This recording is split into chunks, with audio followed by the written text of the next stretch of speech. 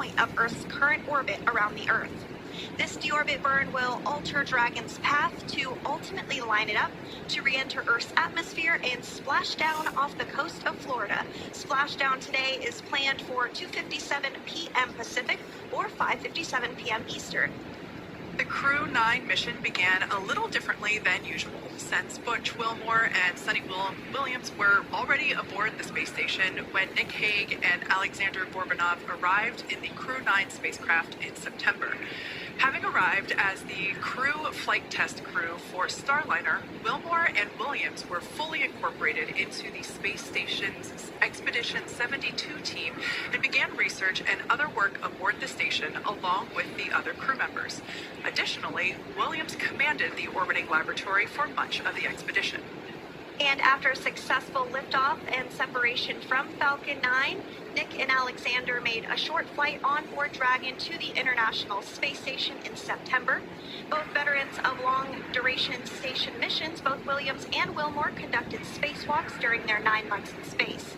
Having had the capacity to leave the station at any point, had there been some type of emergency, the crew members began packing for their voyage home about a week ago and worked through tasks and shared lessons learned with the newly arrived Crew 10 team, who arrived just a few days ago.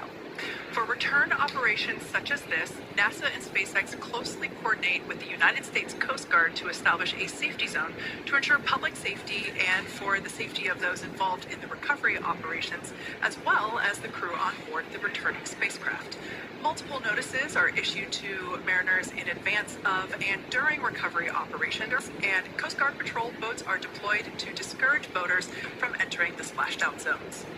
Now, we do want to stress to the public the need to respect this safety zone.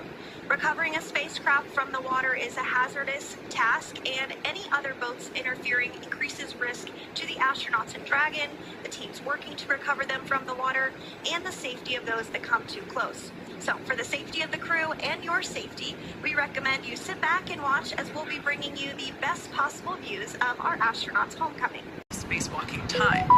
Before Crew 9, Hague previously served as a crew member of Expedition 59 and 60 back in 2019. He flew with Alexei Ovchinin and NASA's Christina Koch. So this is his second time sharing the space station with Ovchinin.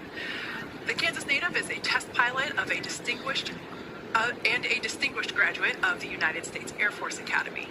Nick spent 5 months in Iraq in support of Operation Iraqi Freedom.